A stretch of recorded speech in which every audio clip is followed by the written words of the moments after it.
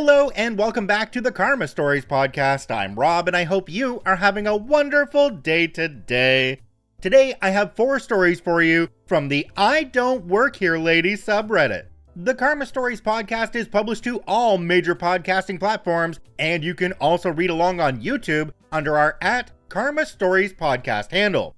If you have a story you'd like to submit to the podcast, you can do so by email at karmastoriespod@gmail.com. Alright, on to today's stories. Let's jump right in. This story comes to us from Nuke It and Start Over. I swear to God, I am not your supermarket waifu, sir. So this all happened about 4 years ago when I just started my lab tech job and was taking the bus every morning. It was pretty convenient. The bus stop was only a few blocks from my apartment, and there was a stop just a few hundred feet from my work parking lot. For context, the place had a very long driveway that curved around and almost looked like a regular road. 2 stops before this, there was a very popular supermarket. At the time, I had a pretty generic college girl look, short purple hair and chunky glasses. Both of these things are relevant. There was one specific driver who had the route pretty often, and every time we pulled up to the supermarket, he'd wait 5 to 10 minutes while just staring at me. Sometimes he'd clear his throat or announce that we were here, but it wasn't my stop, so I'd just wait it out. Usually I just listened to music the whole ride, and I guess bored him until he tried to get my attention. Didn't think much of it at all, just figured he was ahead of schedule or something.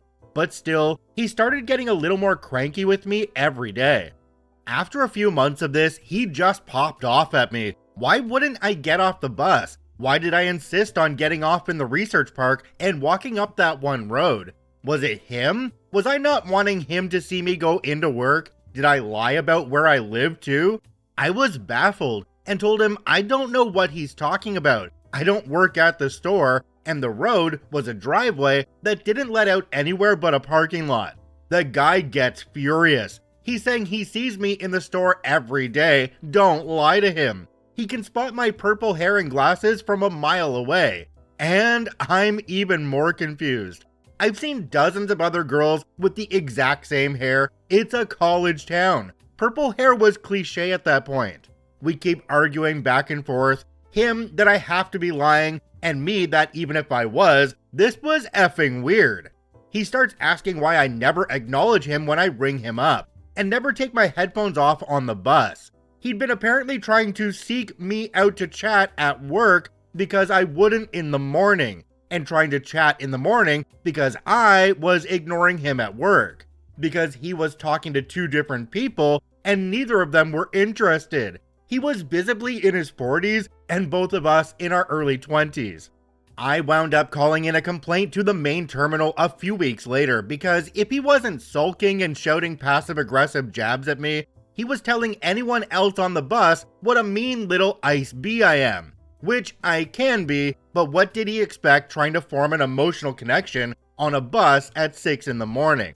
I'm just trying to chug coffee and put on my game face. I'm not ready to function as a people or play nice with others. It was already weird, but he made it a whole thing. And he still didn't believe me because he'd jab, "Have a nice walk, I'll see you later," as I got off the bus. So I complained about it. I know it was awful of me, but I was tired of every morning being about this weird old guy being mad at me for not working at a supermarket. After that, there was a new regular driver on my route who was really lovely. Fast forward a few more months after the complaint, I happened to need to stop by the supermarket before I went home. Hadn't seen the guy once since I'd complained, so I hadn't thought much about him. By that point, I'd found a shortcut in the fence, so I didn't have to ride the bus all the way around to get there. As I rung up, I realized who was doing so. A very cute young girl with purple hair and chunky glasses. Here's the wild part, we looked nothing alike. Her hair was a completely different cut. We had different shades of purple. Her glasses were black while mine were purple. She was thin and petite while I'm curvy and jiggly. She had freckles and I was a good few inches taller. We made eye contact and after a few seconds, she just asks, "Do you ride the bus?" I said yes and we just stared for a few more seconds. I said I was so effing sorry, and she just shoves my bag at me and tells me it wasn't my fault. We never spoke again. I have no idea what happened to the creepy bus driver or if he continued harassing the girl after my complaint. But still, sometimes I still wonder what the F all that was. Jumping down to the comment section on this one, there's one from a user called Pandoratastic. It says, "Yikes. After he got reassigned or maybe fired, I hope he didn't take it out on that innocent grocery store cashier. He sounds like a real jerk to both of you." OP responded to this one and said, "I think about her every once in a while. At least I got to go into a secure building with locked doors. She had to smile and tolerate him no matter what. I hope she also complained and she never had to see him beyond his initial tantrum." Another commenter down below called Vivian C97 said, "Please, please get out of the 'it was awful of me' mindset. You did nothing wrong. You have nothing to feel guilty about. Nothing at all. That piece of scum deserves to end up begging in the streets if that's how he treats people. He had plenty of chances to take no for an answer and stop." Okay, OP, let me get this clear. This guy was stalking and harassing you, and you think you're the problem? No. This guy is a total creep, and he deserved everything that came his way. Your story said that his anger was escalating, and that's just a dangerous situation. So reporting him was probably the least you could do. I probably would have gone to the police as well, just to be safe and have something on file. This story comes to us from Brief History 6838. Truck driver demands I unload his truck. Hey y'all, so long story short, I work for a factory. Part of my job is doing deliveries and pickups. One of my deliveries, which I do almost daily, is to one of our distributors. They have a fleet of vans and small trucks and will deliver anywhere in the city. As opposed to me, I only deliver to customers within 20 minutes drive of our factory. The distributor's warehouse is not always staffed. Their staff are all drivers, so sometimes I'll rock up when nobody is there. No big deal, they give all their regulars a code to get through the front door, and I'm a licensed forklift driver, so I can unload my ute, pickup truck for you Yanks, and then drive off. I showed up yesterday, nobody home, so I opened their roller door, got in the forklift, and unloaded my ute. As I'm unloading, a truck pulls up, and the driver rolls down the window and asks me to unload. I told him, "Sorry mate, I don't work here. I'm almost done with the forklift, so you can unload it yourself." He demanded that I unload his truck because he's not a licensed operator, and he also needs me to sign for the delivery. I'm not authorized to do that on their behalf because, again, I don't work there. Also, whilst I'm comfortable unloading my own truck, unloading someone else's is something I won't do. After all, I don't know what's on them, and if anything on the pallets gets damaged, I'm the one liable. So I told him no, that I was unable to do that. He started ranting about how kids these days are lazy and don't want to work. He's saying this as I'm actively doing my job, and threatens to call Greg, the owner of the distribution company, and have me fired. Apparently, he and Greg are old mates. Sure, bro, you know Greg so well, yet you don't know how his business works. I totally believe you. Anyways, after some yelling, I gave up trying to explain to him that I do not work there, so I went inside, closed the roller door, and locked up. He tried blocking my car with his truck, but the idiot misjudged the distance, and I had space to get out through the side. I called Greg on my way back to the factory and told him what was going on. He said he was around the corner and would be there soon. OP added an update down at the bottom. It says, "Update, laugh out loud, went in yesterday after work. Greg was there. Honestly, didn't even mention yesterday. So pretty sure all is good. Just usual small talk. How was your day? You busy? Business is good, etc." Okay, I understand OP got frustrated, locked the place up, and tried to leave, got blocked in, but was still able to get out. But I feel like OP could have handled this one just a little bit differently. Like at the first sign of this guy being a giant douche waffle, he could have called Greg and said, "Hey Greg, there's somebody here waiting to unload, and I can't do it for them because I don't work for you. So you need to come here and take care of this." That would probably have been the easiest way to handle this, even making that phone call on speaker so that the douche waffle in the truck would hear it. Now can we focus on this person telling OP that they were lazy and didn't want to work? Excuse me, you're telling him he's lazy because you don't want to do the work that he's currently doing. Who's the lazy one? This story comes to us from Something is Shady, Sir. Mistaken regularly as a bus driver while driving a shuttle van for work. I work in a state agency providing long-term residential care for people with disabilities and regularly transport the people I take care of to various places, during which time I have to stay with them. They are not able to be left alone. The vehicle we use for folks who use wheelchairs essentially looks like a small shuttle bus, but there are no signs like would be on an actual bus for use by the public. Routinely when out and about with my folks, people will ask how long before we go to the next place, cost for fares, stuff like that, despite the fact that I'm not at a bus stop. I'm either parking, or if parking does not allow me to open my wheelchair lift there, opening it where I can, parking the person with the wheelchair brakes on where I can see them, and moving the van into the parking. Again, not a bus stop. I always just tell these people that it's not a vehicle for public transport, and that I can't help them. If they're being nice, I'll suggest who or where they might be able to look up something, dial a ride and such, but if they're being rude, I'll just head off with whoever I'm out with. Occasionally, someone will actually walk up the stairs to get in the vehicle before I stop them. Most exit once I tell them the deal, but sometimes it's difficult to convince them. The specific incident I'm thinking of happened last summer.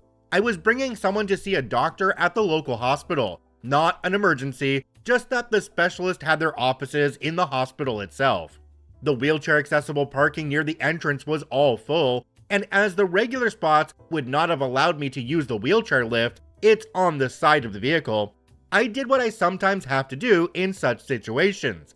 I temporarily parked at the curb so I could get the person and their wheelchair out, with the intention of moving the vehicle over to one of the non-handicapped spots I could see nearby. After I open the lift and as I'm pushing the person out onto it, a woman climbs in and immediately sits down. I tell her my spiel and she ignores it and states she'll wait until I get the guy out. I again tell her she needs to get out of the vehicle, that it's not public transport. I'm just here with this guy, etc. She again ignores the majority of what I'm saying, tells me to hurry up because she's got an appointment to get to. I, at this point, have no idea what to tell her to get her off the vehicle. She clearly understands English perfectly fine, but seems to have selective listening going on. I get my guy safely to the ground, as I don't like having him sitting on the lift this long, then walk back over to her. I get her attention waving my hand near her so she'll look up at my face. I reiterate, this is not a vehicle she can ride in, it's not a public shuttle of any kind, and she needs to leave. She gives me this look of pure dismissal, says, "Knock it off with the lies, I don't want to hear it. I don't care if your shift is almost over and you're trying not to take another passenger to finish sooner, or whatever your excuse is. The license plate says this is a government vehicle, you just have to end your shift late. Hurry up so we can get to my appointment." Despite being really pissed at this point, I try to again explain why she needs to get off the vehicle. That yes, it's a government-owned vehicle, but it is assigned to a specific location, where the guy I'm with lives, and we don't transport anyone else aside from folks living in these places. And ask her to look at the side of the vehicle to see that there is no signage indicating it's any form of public transportation, because, you know, it's not. She wants none of this, pulls out her phone, and tells me she's calling to report me. To whom, I have no idea. I can't leave her here to bring my guy to his appointment, and given she's making us late, I call into the office to let them know what's going on. They are as flabbergasted as I am. They send hospital security out, and they try to tell her the whole situation and get her to leave. At this point, she is getting really belligerent, screaming and spitting as she does, making all kinds of threats about how she's reporting us all, etc. Long story short, the cops ended up being called, and she was forcibly removed from the vehicle, and I was, in fact, very late leaving my shift. Jumping down to the comment section on this one, we have one from a user called Kimis2008. It says, wow. To get on a strange vehicle without knowing its next stop? Just wow. OP responded to this one and said, "All I could think is she must have assumed this was a bus she knew the schedule of, or something. But come on, look at the thing. Yeah, it's the same rough size and shape of some of the ones that operate in the area, but different color, no signs, etc." Now, looking through the comments on this one, OP clarified that sometimes the vehicles change around and they might not drive the same one every time. So I think that investing in some magnetic or maybe vinyl signs that they can change out and put on the vehicle they're driving at any given time that says something like, "This shuttle is the private property of XYZ Care Inc. and only patients under the care of XYZ Care Inc. are permitted to board this vehicle," would be a wonderful thing to have. Although I'm sure there's still some people who wouldn't read it at all and would still get on and sit down, I'm betting it would stop quite a few of them. This story comes to us from Midnight Rose. Mistaken for an employee? Nope, just here for snacks. So this happened last week and I'm still shaking my head about it. For context, I work as a remote customer service agent, so I don't even go to an office, let alone work in retail. That day, I was taking a break from work and ran out to my local grocery store to grab some quick snacks before my next shift started. I'm in the store wearing a plain blue hoodie, jeans, and sneakers, literally nothing resembling the store uniform. As I'm scanning the chip aisle, I hear someone cough behind me. At first, I ignore it, but then the cough gets louder and more aggressive. I turn around and there's this woman, probably in her mid-60s, glaring at me like I've just insulted her family. "Excuse me, I've been trying to get your attention for 5 minutes. Do you always ignore customers?" she snaps. Now, I'm taken aback because obviously I don't work here, so I respond politely. "Oh, I'm sorry, I don't work here." She looks me up and down and scoffs. "Don't lie, I've seen you walking around this store. You're obviously on your break or something. Just help me find where the sugar is." At this point, I'm a little irritated, but still trying to keep it together. "Ma'am, I really don't work here, I'm just shopping." She crosses her arms and huffs. "Right, sure, you're just lazy. Let me speak to your manager." I try again, keeping my voice calm. "I don't have a manager here. I don't work for this store. I don't know where the sugar is, but I'm sure one of the employees can help." This lady is having none of it. She storms off, muttering something about lazy kids these days. For the record, I'm in my 30s. I think that's the end of it, and I go back to my snack shopping. A few minutes later, I'm in the self-checkout line when I hear her voice again. She's coming up to me with one of the actual store managers. I swear, this woman looks triumphant, like she's caught me in some lie. "There, that's the one who refused to help me," she says, pointing at me. The manager looks at me, then back at her and says, "Ma'am, she doesn't work here. I've never seen her before." The look on her face was priceless. She opened her mouth to argue, but the manager cut her off, explaining that they'd be happy to help her find what she needed. She just stood there glaring at me before walking away without another word. I finished my checkout, grabbed my bag of chips, and left, still shaking my head at how convinced she was that I worked there. Guess my off-duty customer service vibe is stronger than I thought. I just want to dissect one comment that Karen made in this case where they said, "I see you here all the time." Okay Karen, if you're here all the time, shouldn't you know where the sugar is already? Or another one that, if you're here all the time, shouldn't you know the uniform of an actual employee from the clothes of a customer?